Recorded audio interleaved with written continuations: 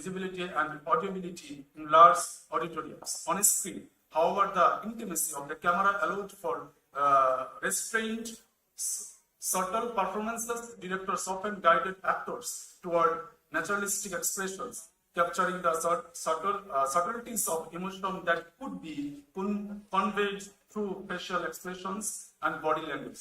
This transformation enabled filmmakers to explore complex psychological narratives that may have been challenging to convey on stage.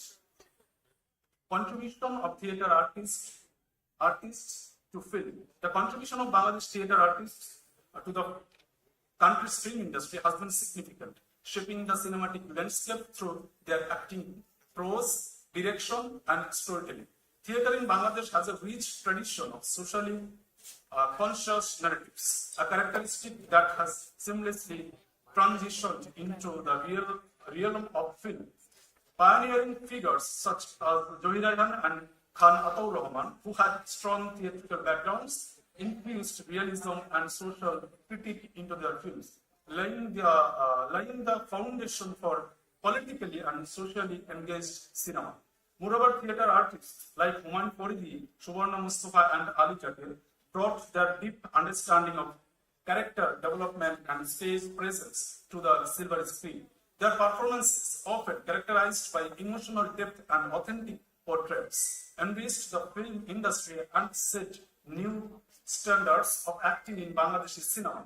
Directors like Nasiruddin Yusuf and Tariq Masood, who were influenced by their involvement in theatre, employed experimental narrative techniques and addressed critical social issues through their films, demonstrating the powerful intersection of theatre and cinema.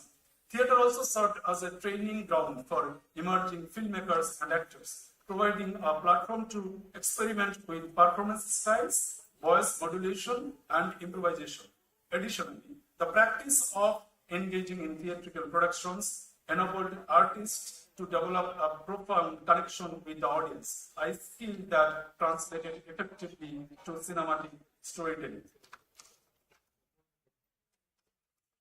Socio-political influence. The socio-political narratives that characterize stage dramas in Bangladesh have significantly influenced the country's cinematic landscape.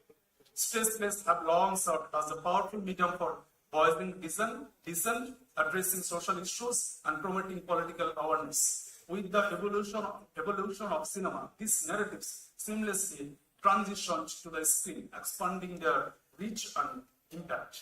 During the mid-20th century, Bengali stage dramas often reflected the struggles of the working class, resistance against colonial rule, and the quest for social justice. These themes found resonance in films like Mukh or Mukhosh, the first Bengali language film in East Pakistan, which highlighted societal challenges. Similarly, the works of directors like Zohira Khan and Alamgir Kabir continued to reflect class struggles and political unrest in their cinematic portrayals. Gender inequality also emerged as a prominent theme, with stage plays often addressing the plight of women in the patriarchal society. Films like Jiban Theke Newa drew inspiration from stage drama's tradition of political allegory to criticize authoritarianism and gender oppression. By employing symbolic storytelling, filmmakers translated the instinctive intensity of live performances into cinematic expressions that resonated deeply with audiences. Moreover, class struggles and economic disparity depicted in theatre found robust representation in the cinematic medium. Films like Mati Moin explored the intersection of class, religion, and politics, illustrating how socio-political narratives remained central to the country's visual storytelling. In essence, the transition of socio-political narratives from stage to screen in Bangladeshi cinema underscored the enduring relevance of these themes. The cinematic medium not only preserved the spirit of theatrical storytelling, but also amplified its influence, engaging a wider audience in critical discourse. Now I'm from stage to screen in Bangladesh has demonstrated a dynamic evolution in storytelling, artistic expression, and audience engagement. While this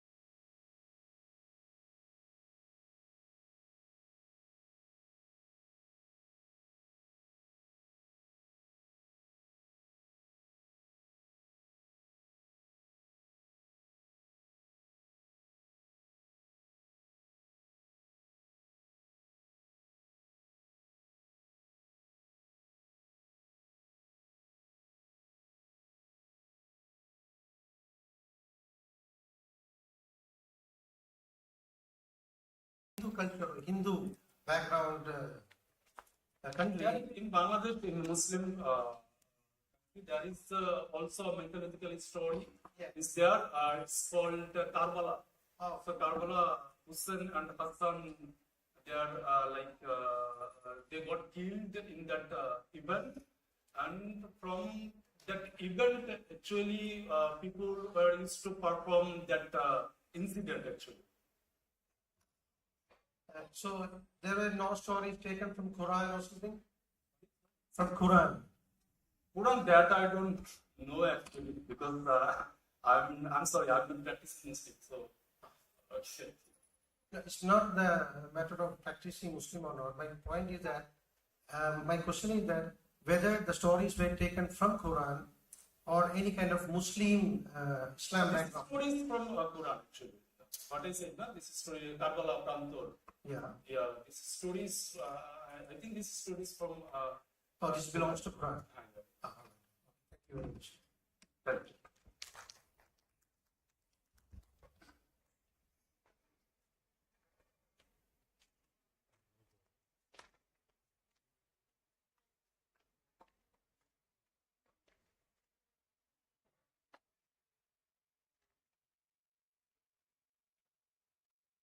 Thank you so much, Saddam. Next, I would like to present my paper. The title of the paper is Ritual as a Site of Gender Subversion. It is a study through the lens of performativity. To start with, I would like to introduce what ritual I'm talking about. But first, I would like to say that rituals have always been like a cultural touchstones that reinforce, negotiate, and sometimes disrupt social structures. While many rituals emphasize traditions and community, some create temporary spaces or platforms for transgression and subversion. One such example is the ritual that I'm talking about. It is an all-women ritual in weddings that happen in states of Bihar, UP, Madhya Pradesh, and sometimes Chhattisgarh as well. The structure of the ritual is very similar in all these states, but the name is different. In some places it is called Domkach, in some states it is called Domkach and Lohandi, Loharghat, and it engages in explicit humor in subverting social norms. This study aims at documenting and analyzing this ritual through ethnographic observation and theoretical analysis. This research is guided by the following questions. How does this ritual serve as a space of gender subversion and play? To what extent does this ritual challenge or reinforce gender norms? By centering the voices of women who have been involved and an active participant in this ritual, this paper also seeks to explore how performance and performativity shape gendered experience within ritualistic frameworks. So to understand this ritual, this is a ritual which happens in weddings where all the men leave the house and women are left behind. It actually started because in earlier times, women were not allowed to go in the barat. So they were left behind in the house and they came up with improvised songs, dance, theatrical performances, which were completely improvised and not scripted priorly. So this ritual would become a ritual even after women started going to the barat as well. So to understand the perspective of performativity and gendered subversion, I would give a brief of the literature review that I have taken from and how this literature review in this perspective of the ritual falls into place. First is performance and performative acts. Richard Schechner conceptualizes performance as a continuum that includes ritual, play, sports, everyday behavior. He introduces the idea of second reality, where performances blur the boundary between real life and staged actions, performer and the role, reality and fiction, which allows performers to temporarily step into different identities. Second reality, the idea of second reality actually creates a space where performers aren't just imitating past behavior, but actively reshaping their reality as well in that particular moment. The idea is particularly useful for understanding this ritual in question, where women take on new roles. They experiment with gender expression and momentarily embody ideas of femininity and masculinity that might not align with their daily lives. The ritual becomes more than just a performance. It becomes a space where gender is explored, exaggerated, and even challenged, allowing the participant to experience an alternative version of themselves, if only for a little while. The second idea would be performativity and gender. Another person working on gender is Judith Butler. In 1990, she wrote the theory of gender performativity. It offers a powerful lens to understand this particular ritual. Butler argues that gender is not something that we are born with, but something that we do in our everyday life, in a continuous series of actions, behavior, and expressions that make gender feel natural or so-called normal over time. These repetitive performances, shaped by social norms and expectations, create the illusion that gender is fixed and stable. However, because gender is constructed through repetition, it can also be disrupted, exaggerated, or even reimagined. In this particular ritual, cross-dressing and exaggerated masculine performances makes the performative nature of gender visible. When women adapt male-coded gestures, clothing, and behavior, they're not simply playing a role. They are actually exposing how gender roles are in a way performances. This act both enforces and challenges social norms. On one hand, it follows the structured tradition of how masculinity and femininity is supposed to be. But on the other hand, it reveals that masculinity, and by extension femininity also, is something that can be put on and it can be taken off. When we come to rituals and social structure, Many anthropologists, one of them as Emily Durkheim and even Victor Turner, suggested that rituals reinforce social cohesion while simultaneously allowing moments of anti-structure. Victor Turner introduces the concept of liminality, where the rituals momentarily disrupt societal norms, creating a state of anti-structure. His work in the book, The Ritual Process, highlights how communatus, a temporary sense of egalitarian and equalitarian solidarity, emerges in such moments. This notion, is particularly relevant in this ritual under the study, where women momentarily transcend domestic roles and engage in playful yet critical performances and explicit paradox, offering temporary subversion within a rigid patriarchal framework. The methodology that I have used for this research has three, four things. One is ethnographic approach, since I have interviewed a few women belonging from Madhya Pradesh, Bihar, and Jharkhand as well. Also, it's a textual analysis on the basis of the interviews conducted. In terms of fieldwork, it was conducted in Buxar, Ranchi, Satna, and Allahabad, where the ritual was performed occasionally. There are oral testimonies taken, and then theoretical analysis was done. So when I come to results and analysis, one of the major things that should be mentioned first is the ritual, how it becomes a space for playfulness and liberation. Women who participated in the ritual describe it as a source of joy and entertainment. One such resident from Patna remarks that they wait for this ritual eagerly as they get to perform and actually act like their male counterparts.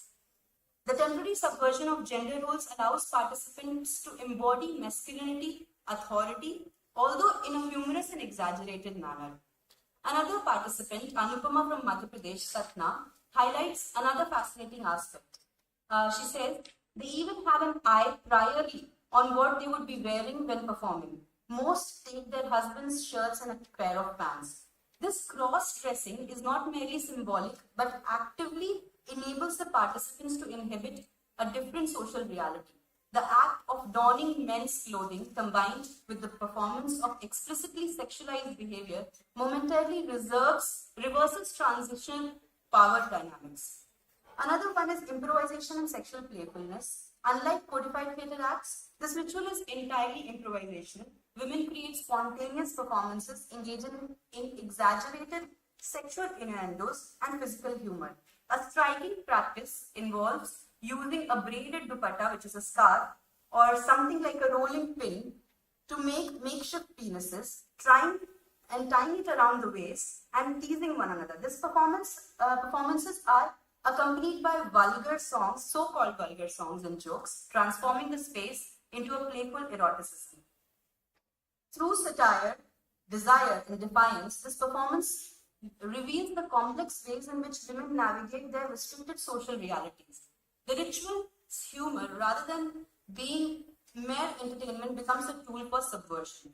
Another resident, Kiran, who belongs from Ranchi, offers a unique perspective on the ritual's significance. Having witnessed it since childhood, she notes that the ritual is very fascinating because it reflects how women envision relationships. In contrast to real life, where violence often is present, the ritual replaces it with humor, suggesting a desire for a relationship built on playfulness rather than dominance.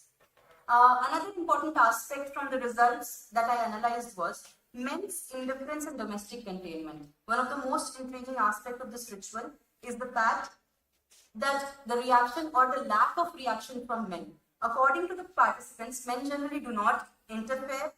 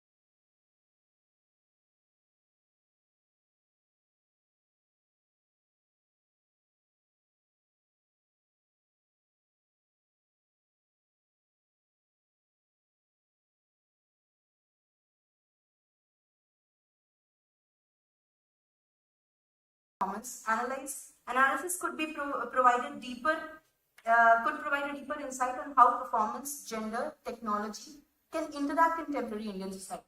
One more conclusion is we can use this structure of the ritual